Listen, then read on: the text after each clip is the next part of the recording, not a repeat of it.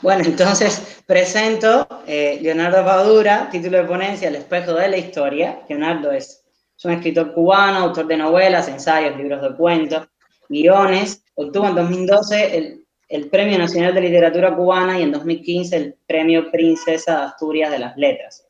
Y ha recibido en 8 ocasiones el Premio de la Crítica de Cuba. Bueno, muchas gracias Leonardo por estar con nosotros, por aceptar la invitación y bienvenido. La palabra es suya. Bueno, muy buenas tardes, muchas gracias por la invitación. El tema de la historia y la literatura es un tema de una amplitud extraordinaria, porque ya se sabe que una parte importante de la novela que se ha escrito a lo largo de los 3, 4 siglos de cultivo de este género literario ha tenido una relación con la historia. La novela histórica, que desde el siglo XIX sobre todo, se convierte en un género muy visitado por muchos escritores y que ha sido una de las maneras de entender las realidades a partir de la visión que en una contemporaneidad, en su contemporaneidad, los escritores han tenido con respecto a la visión de la historia, lo que ha significado la historia, lo que puede entregarle la historia a través de la literatura.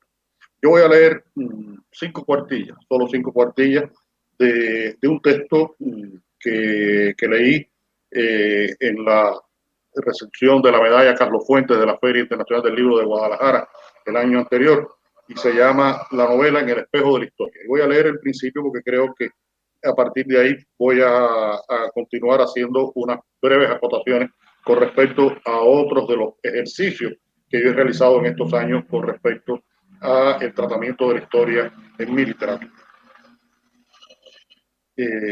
Comienzo.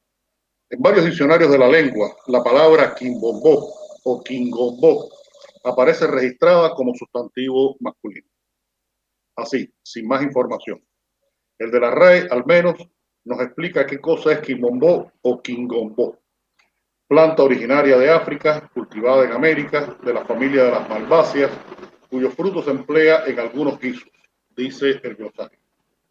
Pero quien no haya visto nunca un quimbombó, la pesquisa semántica posiblemente lo haya dejado en la ignorancia, y aún con la explicación que aporta la RAE, tal vez guiado solo por su fonética, sin duda rítmica, quimbombó, quincombó, quizás podría columbrar que se trata de algo así como un tipo de tambor, un pariente del bongó, que en cambio cualquier diccionario sí aclara que se trata de un instrumento de percusión típico del Caribe.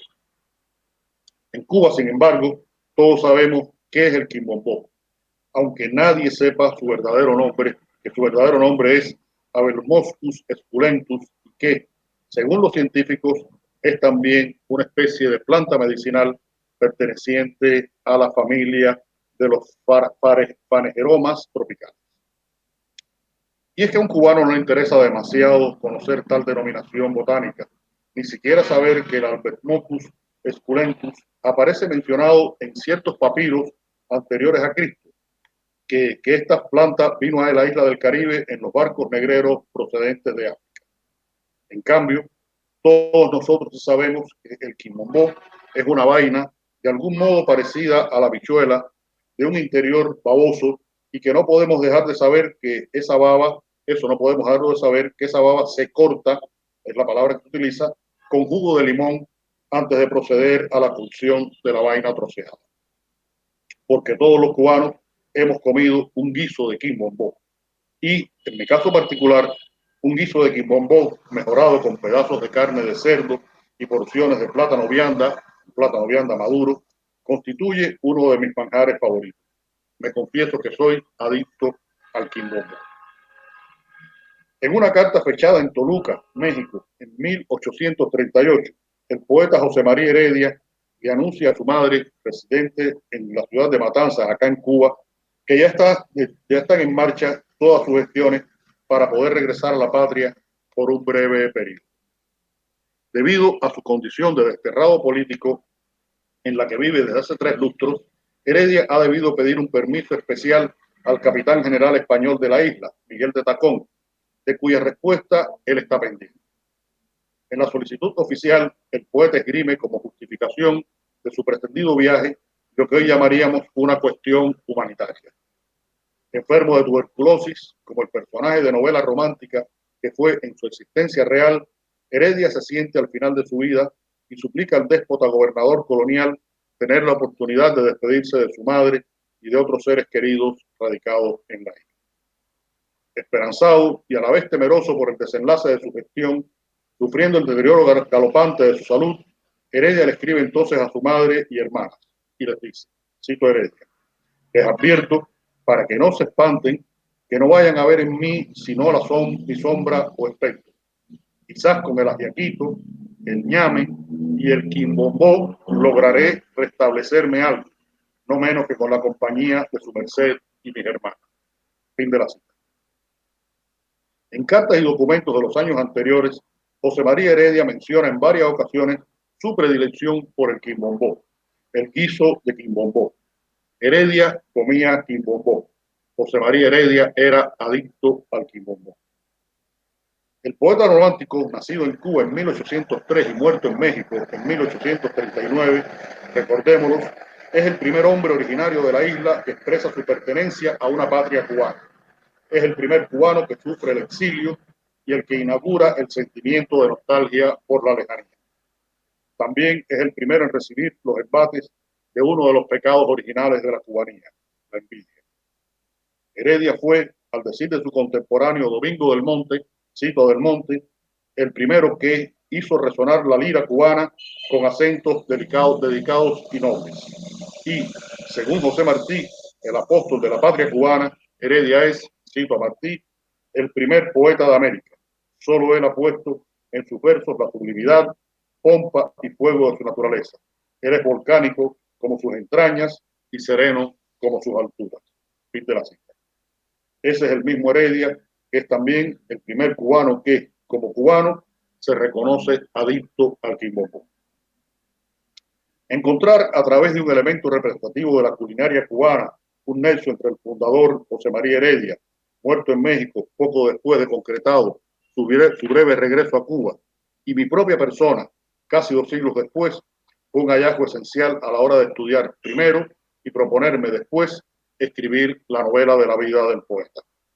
Se trata de un elemento que para muchos podría resultar anecdótico, incluso insignificante, porque Heredia también hubiera podido ser fumador como yo, o gustarle el mar como a mí, y ninguna de esas aficiones hubiera cambiado en lo fundamental de su obra poética y política, a la cual debe su trascendencia cultural e importancia histórica. Pero una en apariencia nimia inclinación gastronómica me reveló las proporciones de una pertenencia compartida, sostenida en el tiempo, y que fue una clave que me condujo hacia un entendimiento íntimo de la psicología de aquel hombre en cuyo tránsito vital se me fueron manifestando entonces las esencias más recónditas y permanentes de esa condición histórico y cultural y psicológica que es la de ser cubano. La vida histórica de José María Heredia, vista desde la perspectiva de su permanencia en el tiempo, me abrió una puerta hacia el mejor entendimiento de una realidad pasada, una realidad histórica, más o menos remota que, en ciertas esencias, resultaba que también era mi realidad. Leía la historia, escudriñaba en ella y sentía que podía mirarme en un espejo y ver sobre mi reflejo el aura imborrable de aquel hombre que soñó con tener una patria y sin llegar a tenerla, ni legal ni políticamente, tuvo la capacidad de fundarla con sus acciones, sus ideas, sus versos y su predilección por el quimbombó. Con esa perspectiva comencé a escribir una novela sobre la vida de Heredia, pero al lanzarme al trabajo ya me acompañaba la comprensión de que el Heredia histórico era también mi contemporáneo, que su novela era la de muchos cubanos, que era también mi novela. La historia, desde esa perspectiva, se convirtió en algo más que contexto, escenario y condición de una serie de peripecias reflejadas con la mayor cercanía posible a lo documentalmente probado, pues me guiaba una intención muy diferente a la que hubiera asumido un historiador. Yo entraba en la historia para entender la naturaleza íntima de un país, las claves de una presencia singular. Incluso iba a la historia para entenderme a mí mismo y practicaba, por tanto, un empleo utilitario de la historia. Yo escribí algo que quizás, solo quizás, pudiera catalogarse de novela histórica. El resultado fue un texto que se movía en tres épocas, porque una sola no me bastaba para abarcar mi propósito. Narré entonces los años de Heredia, en el primer tercio del siglo XIX, los del destino de la papelería, donde se recogían esos avatares y que se desarrollan en los albores del siglo XX, y la crónica de las circunstancias de un grupo de escritores de mi generación, en cierta forma mi propia experiencia vital y profesional, ya en los años finales del siglo pasado. Los tres tiempos, más que paralelos, funcionan como visiones complementarias de un proceso dramático y en curso, iniciado pero nunca completado, esa construcción histórica que es la existencia de la cultura cubana. En un ensayo reciente donde indago las razones o intenciones que me acompañaban al escribir una determinada novela, me preguntaba si yo había escrito una novela y no un libro de historia, y no un ensayo, sino una novela, para tratar de entender los modos en que los cubanos decidimos ser cubanos y luego comportarnos como cubanos, a pesar incluso de las ansias devoradoras del maternal imperio colonial español y después de los agresivos imperios norteamericanos y soviéticos. Digo, sí, una fuerza aplastante que una y otra vez intentaba impedirnos ser lo que ya éramos, o al menos empezábamos a ser, como habría dicho Milán Kundera. Esos poderes, español, norteamericano, soviético, en cuyas órbitas vivimos por varios siglos, dos de ellos ya con conciencia de ser cubanos. Y me pregunto, fui a la historia y escribí mi novela con ese tremendo propósito. Mientras trabajaba en mi novela no lo pensé, pero sí sabía que en manos de un novelista ese puede ser uno de los usos de la historia. Revelar desde un ángulo íntimo, dramático, incluso subjetivo, la existencia viva de un gran proceso manifestado en y a través de la historia, de un modo visceral que a veces es inapreciable para la ciencia de la historia. La historia, como se sabe, puede ser leída desde las más diversas perspectivas. Las inclinaciones políticas, las condiciones epocales, las tendencias filosóficas y las posibilidades de acceso a información tienden a entregarnos percepciones diferentes de una misma historia, de una época, de un proceso, incluso de un acontecimiento puntual. La objetividad de una ciencia social cuya validez se remite al empleo de documentos que avalen la pertinencia de los juicios es una falacia. La subjetividad y los intereses incluso más mezquinos son componentes habituales de la escritura y, por supuesto, en la lectura de la historia. Los historiadores asumen, sin embargo, un compromiso ético con la verdad. Y la verdad, se supone, está documentada. La verdad está documentada. El documento histórico es siempre la verdad. Los periódicos de hace 100 años fueron menos tendenciosos que los de hoy. Estos tiempos de fake news declaradas y descaradas. Y esa verdad posible, ¿cuánto sufre al ser recogida, asumida y procesada por el historiador? El asunto de la relación entre verdad, verdad histórica y verdad historiada es uno de los más complejos a los que podamos asomarnos los interesados en el tema. Sin embargo, y por suerte, para el novelista que trabaja con la historia, la cuestión es mucho más simple, aunque no menos profunda en su dimensión ética. El novelista lee la historia, la esquilma y a través de recursos dramáticos y narrativos la pone en movimiento gracias a unos personajes que incluso pueden no ser reales, pues la primera relación de dependencia de la novela, su compromiso más importante es con la verosimilitud que tiende a ser cartesiana y no con la verdad que siempre es relativa. La subjetividad del escritor está presente en todo el proceso de escritura de una llamada novela histórica. Desde la elección de la época hasta los personajes, pasando por el mensaje que se quiere transmitir, la novela construye una trama a partir de la historia con más o menos respeto por ella, de acuerdo a las intenciones dramáticas y conceptuales del autor, incluso según sus proyecciones éticas con respecto a lo establecido como realidad o verdad histórica. Por eso, el propio José María Heredia, uno de los primeros analistas de la novela histórica, dijo a propósito de ella en una fecha tan temprana como 1832, y cito Heredia: género malo en sí mismo, género eminentemente falso, al que toda la flexibilidad del talento más variado solo presta un atractivo frívolo. Fin de la cita. Después de haber escrito la novela de mi vida, he regresado varias veces a la novela histórica, con intenciones similares y a la vez diferentes a las que ensayé en ese libro. En una novela como El hombre que amaba a los perros, por ejemplo, hago una reflexión sobre la permanencia de la historia en la contemporaneidad. Me voy a la gran historia del siglo XX, porque esa gran historia del siglo XX era también mi historia personal. Y desde esa perspectiva escribo esta novela, desde la perspectiva de un cubano que nació en el siglo XX y que vive en el siglo XXI.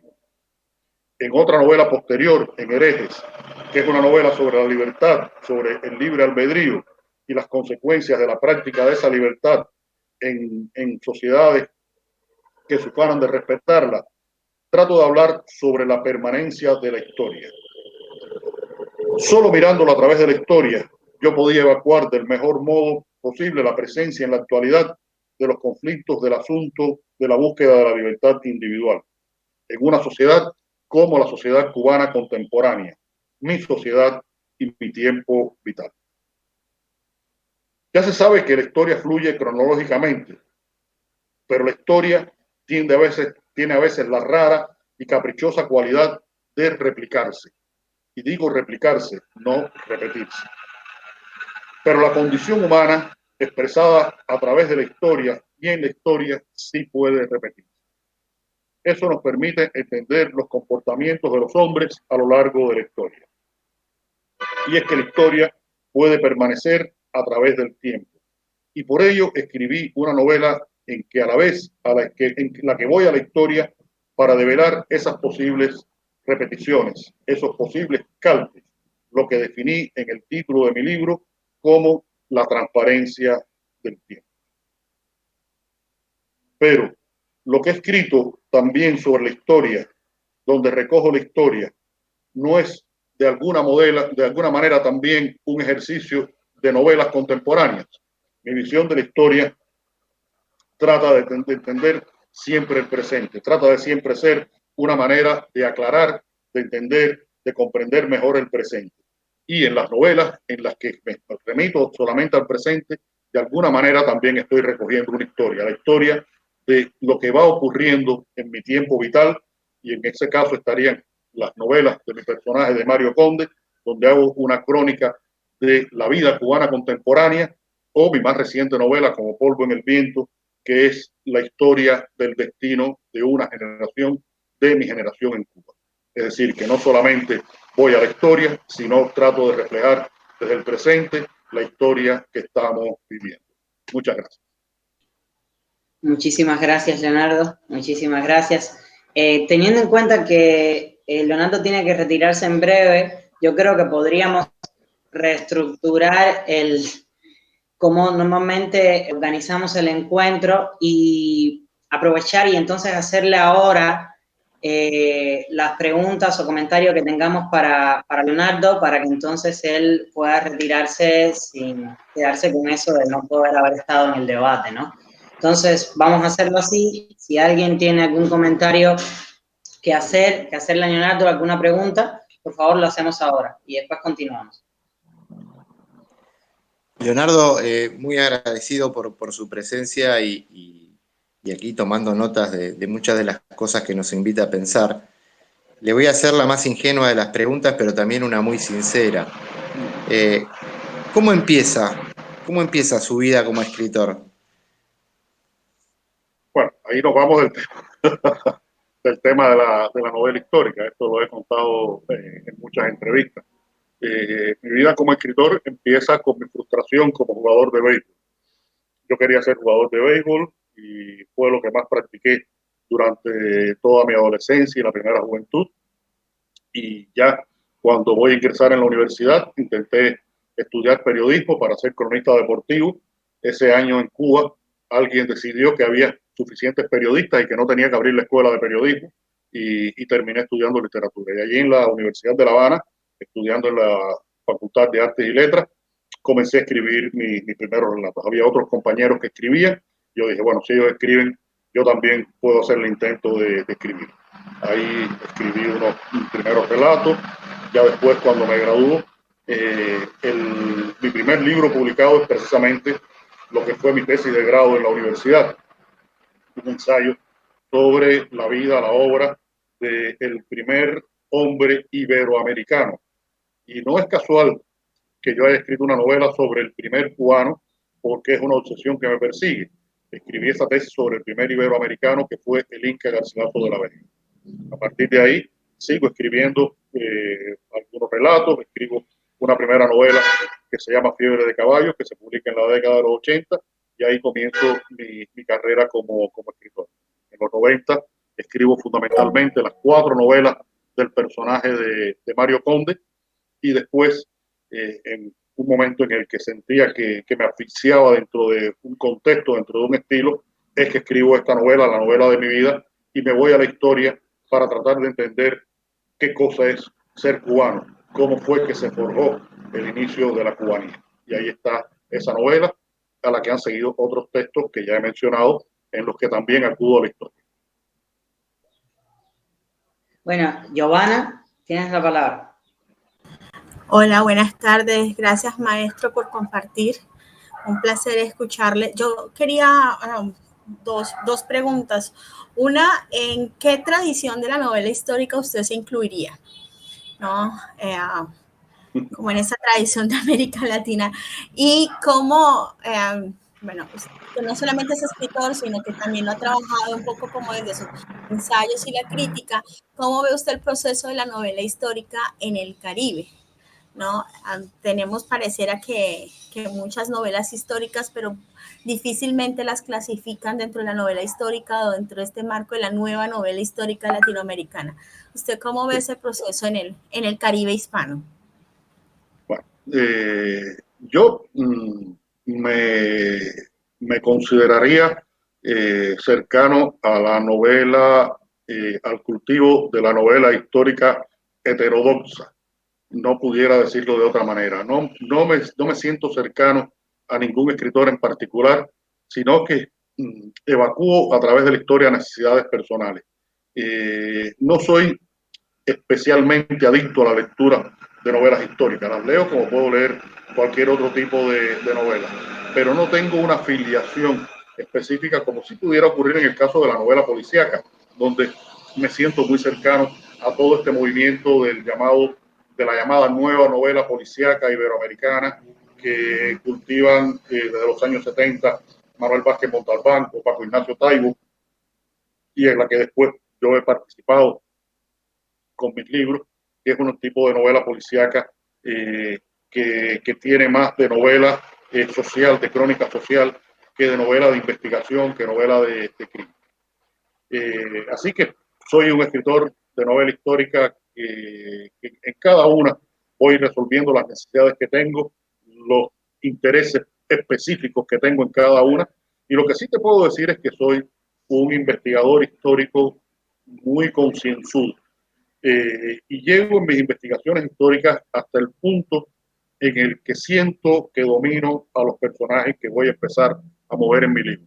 Ahí en ese punto me detengo porque, como decía en mi texto, no soy un historiador, soy un novelista. Y yo tengo que tener un dominio vivo de la historia de ese momento, no un dominio para hacer un análisis histórico de ese momento. Y por lo tanto tengo mayor libertad con respecto al uso de la historia que los historiadores. Y con respecto a la novela histórica en el Caribe, creo que sobre todo en Cuba es donde ha habido una mayor tradición de cultivo de ese tipo de literatura.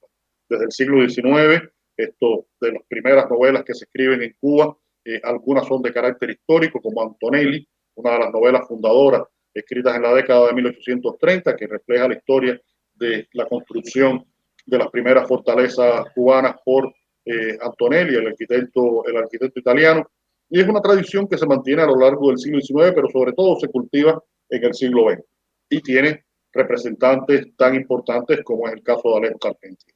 Alejo Carpentier, que escribe El reino de este mundo, El siglo de las luces, La consagración de la primavera, en fin, novelas que tienen un contenido histórico muy importante y algunas de ellas, como en el caso del Siglo de las Luces, que las considero de las novelas más importantes que se han escrito en lengua castellana durante el siglo XX. Después, escritores como Benítez Rojo o como Lisandro Otero también cultivaron la novela histórica, Cintio Vitier, Conde Peña Pobre, y hay varios autores cubanos con más contemporáneos que también han trabajado la novela histórica, no con demasiada fortuna en los últimos tiempos. No hay una novelística histórica cubana en los últimos años que sea especialmente notable, a pesar de las bondades que puede tener la historia para servirnos en la literatura. Y en menor medida sería importante en este caso la que se escribe, o menos visible, la que se escribe en Puerto Rico y República Dominicana. Muchas gracias, Leonardo. Mauricio y Carolina, y después hay que jugar con el tiempo porque Leonardo se tiene que ir. No, todavía me queda tiempo. Bueno, maestro Leonardo, un placer para mí escucharlo. Ok, Mauricio y después Carolina. Hacen preguntas los dos y Leonardo responda. Listo. Maestro Leonardo, un placer conocerlo. Muchas gracias por su intervención. Quería preguntarle algo muy puntual, su experiencia con el cuento. Yo tuve la oportunidad de leer un cuento suyo que es El Cazador. Me llamó mucho la atención por lo que ese cuento significa en el contexto pues, en el que se escribe y su protagonista. Pero me gustaría que nos diera su experiencia también con el cuento. Muchas gracias, maestro. ¿Y la otra pregunta? ¿La otra pregunta cuál es? ¿Perdón? ¿O contesto ya la de Mauricio? Creo que la otra la iba a hacer la otra persona, pero no sé quién era Adrián. Sí. ¿Pregunto yo también? Sí, por ¿Adrián? favor. Sí. Bueno. Hola, Leonardo. Yo soy Carolina de Argentina. Y bueno, habiendo leído dos novelas tuyas, leí El hombre que amaba a los perros y Como polvo en el viento. Y me quedé con esto de los universales que decías, que por lo que entendí, tal vez lo estoy entendiendo mal, pero es una idea de universales, de sujetos situados siempre, ¿no? O sea, no son los universales sin historia o los universales ahistóricos. Y la pregunta sería, cuando recién arrancabas a hablar, traías esto de Heredia de la patria cubana, el exilio y la nostalgia. La pregunta sería si esos serían los tópicos universales o ejemplos de esos universales de los que estabas, desplegando esa idea o no, y si no, cuáles serían, si son nombrables, digamos, o si estás haciéndote esa pregunta de cómo nombrar a esos universales de la cultura cubana y de la historia cubana. ¿Tú mencionas cuál? En principio esa pregunta. ¿Mencionas cuál? El exilio. ¿Cuáles tres mencionaste? Sí, vos comentaste Heredia, decías la pertenencia a la patria cubana, el exilio y la nostalgia, cuando estabas hablando de Heredia, ¿no? Perfecto. Bueno, vamos a empezar con la parte del cuento. Y quiero pedirle disculpas a todos. Es que como todas las cosas se han movido en los últimos días y yo he estado tan complicado, me coincidió que yo tengo hoy a las 6 de la tarde, pensaba que era a las 7 de la noche, pero cambiaron el horario de Brasilia para Sao Paulo, una comunicación con el Cervantes de Brasilia, que está pactada hace 2 meses. Y me da pena, pero bueno, voy a tener que más o menos 5 minutos antes de las 6 de la tarde, hora de Cuba, desconectarme para entrar con el Instituto Cervantes de Brasilia, y les pido disculpas porque me parece que es poco profesional, por decirlo de alguna manera, que uno participe de un coloquio con otros colegas y que de pronto desaparezca. Así que les pido encarecidamente que me disculpen. Ha sido una coincidencia buena, pero lamentable a la vez. Bueno, con respecto al cuento, el cuento es un género de una terrible exigencia. Yo acabo de ser jurado de un concurso que organizó la Universidad de Antioquia, de cuentos, de libros de cuentos, y nos pasó algo muy curioso, y es que la mayoría de los libros que se presentaron al concurso estaban bien escritos, había muchos libros bien escritos, de la selección que nos llegó a los 3 jurados.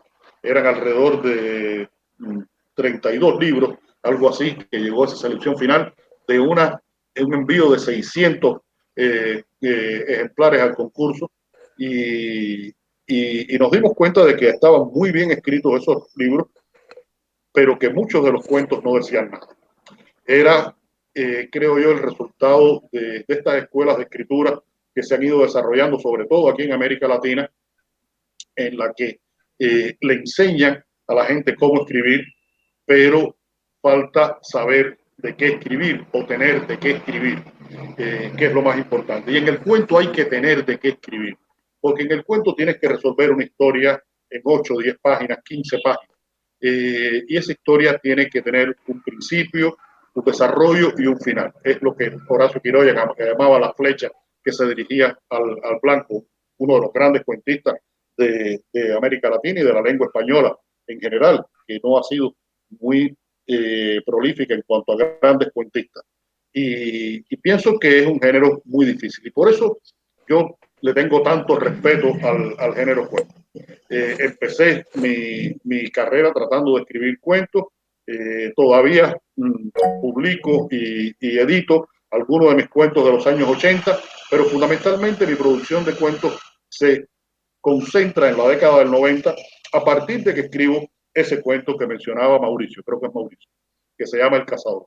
El Cazador fue un cuento en el que yo hago un experimento de perspectiva y de lenguaje que me permitió darme cuenta de que estaba en condiciones de poder escribir de una manera diferente a la que había escrito en los años 80. Había tenido toda la experiencia de mi trabajo en el periodismo, un periodismo de un carácter muy literario, también muy heterodoxo con respecto a las normas del periodismo, que fue revolucionario en la Cuba de aquellos momentos, un periodismo que no se ha vuelto a hacer en el país y que todavía mis textos se publican y se reeditan en antologías. Y fue ese cuento el que me permitió darme cuenta de que yo había dado un salto y que ese salto lo podía concretar después en la novela. Y sobre todo he cultivado después la novela porque es el género que me permite esa extensión que yo siento que a veces me roba el cuento. El cuento hay que resolverlo dramáticamente en un espacio limitado. Y yo necesito muchas veces tener la posibilidad de desarrollar estas ideas a través de esos universales de los que hablaba Carolina. Y enlazo las dos respuestas porque me parece muy apropiado. Miguel de Unamuno dijo: hemos de hallar lo universal en las entrañas de lo local y en lo circunscrito y limitado lo eterno. Hemos de hallar lo universal en las entrañas de lo local y en lo circunscrito y limitado lo eterno. ¿Cómo universalizar conflictos propios de una sociedad tan peculiar como la cubana? ¿Cómo ir a la historia y encontrar lo que ocurrió hace 2, 3, 4 siglos y que todavía pueda estar incidiendo sobre nosotros? ¿Cómo poder establecer dentro de una generación, como ha sido mi generación en Cuba, cuáles son los conflictos que la afectan a ella como generación, pero que pueden afectar a cualquier persona en el resto del mundo? Pues a través de los universales. Yo creo que la literatura que no acuda a los universales, pues está siendo una literatura con una lamentable vocación doméstica. Hace unos años, en una presentación de un libro aquí en Cuba, un escritor cubano decía muy orgulloso: este libro es un libro tan cubano que solamente un cubano puede entenderlo. Y él pensaba que eso era un mérito del libro y no sabía que eso era la absoluta limitación del libro. Porque si escribes solamente para ti o solamente en un código que puede entender un grupo reducido de personas, pues estás limitando los efectos de la literatura. La literatura tiene que tener siempre la aspiración a lo universal.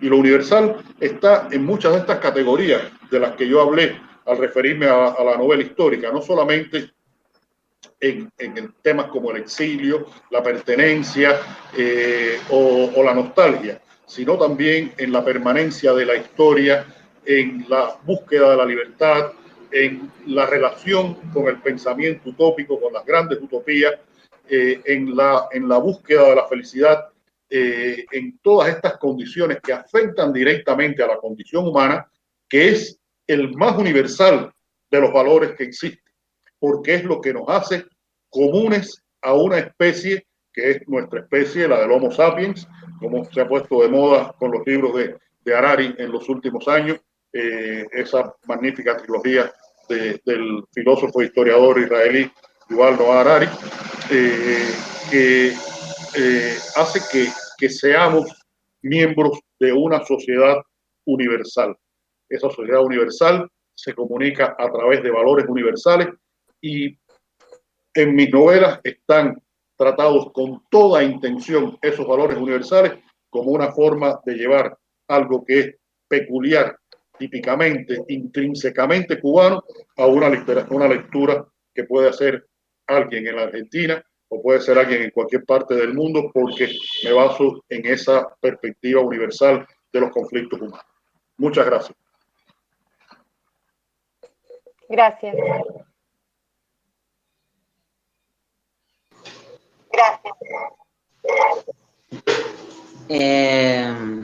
Bueno, vamos con Manuel, que pidió la palabra, y yo creo que cerramos porque no va para más. ¿Ok? Manuel. Maestro, tengo una pregunta. ¿Cuál es tu acercamiento a la poesía? Lo digo porque José Martí, poeta cubano, revolucionario e independentista, tiene varios poemas donde narra hechos históricos durante la independencia de Cuba, durante el proceso de independencia. Sobre todo hay uno que el nombre es muy largo, pero espero que me entiendan al decir el nombre cortico, que se llama, creo que, A mis hermanos, que él narra una masacre en un cementerio de unos estudiantes de la Universidad de La Habana. Sí. Entonces te quería preguntar, ¿cuál es tu acercamiento a esa poesía histórica, digámoslo así? Bueno, en general, mi acercamiento a la poesía es también muy heterodoxo. Creo que si alguna vez podré ser acusado de pertenecer a alguna tendencia, sería la tendencia de los heterodoxos. Yo leo a los poetas que me gustan, a los poetas que me comunican algo, y soy muy selectivo leyendo poesía. Tuve una época, por supuesto, cuando era estudiante de la universidad, que tenía que leer mucha más poesía, pues estaba en los planes de estudio. Y como afortunadamente lo que estudié fue licenciatura en literatura hispanoamericana, pues leí a los poetas más importantes de la lengua y sobre todo los latinoamericanos. Poetas cubanos como Martí, por supuesto, como el propio Heredia, estos poetas como Neruda, como Huidobro, como César Vallejo, y los poetas españoles, por supuesto, sobre todo mis preferidos, que son los de la generación del 98 y la generación del 27. Pero soy un mal lector de poesía, voy a la poesía buscando cosas muy concretas, porque mi expresión y mi pensamiento se mueve con recursos narrativos. Busco siempre historias y me gusta, por ejemplo, y esto de la poesía me permite acercarme a esta otra manifestación. Busco, por ejemplo, en las artes plásticas siempre un sentido de algo que me cuente una historia. Puede ser un abstracto incluso, pero que me cuente una historia. Y esa tendencia a ver las cosas en un desarrollo dramático, un desarrollo en el tiempo, un desarrollo narrativo, por decirlo de alguna manera, es la que me relaciona con la poesía y no me permite ser un lector amplio de poesía. Pero considero que es un género con una capacidad tremenda, mucho más que el cuento, de sintetizar determinados pensamientos, determinadas actitudes, determinados comportamientos de la condición humana. Y afortunadamente en Cuba hemos tenido grandes poetas, no solamente José Martí, que se ha referido a la historia, a lo histórico, el propio José María Heredia. Uno de sus grandes poemas es el Teocalli de Cholula, donde habla de lo que fue la conquista de México y lo que significó la conquista de México por los españoles para el pueblo, para los pueblos originarios de América. Es decir, que conozco determinada poesía, pero no puedo juzgar y no puedo dar juicio sobre determinada poesía, y mucho menos sobre una poesía que tenga un carácter histórico. Bueno, hasta aquí. Muchísimas gracias, Leonardo, por estar con nosotros. De verdad que ha sido un lujo enorme. Estar en este espacito tan, valga la redundancia, humilde, que es este espacio de la historia como arma. Así que, bueno, muchísimas gracias y espero... Muchas gracias a todos ustedes, muchas gracias a ti, Adrián. Bueno, lamento realmente esta coincidencia que hemos tenido hoy, y vuelvo a disculparme con ustedes y espero que tengan un fructífero encuentro. Mucha suerte a todos y muchas gracias. Gracias, bueno. Gracias, Leonardo. Comprendo que ha sido un verdadero lujo poder contar en el espacio, en el encuentro de historia y literatura con Leonardo Padura.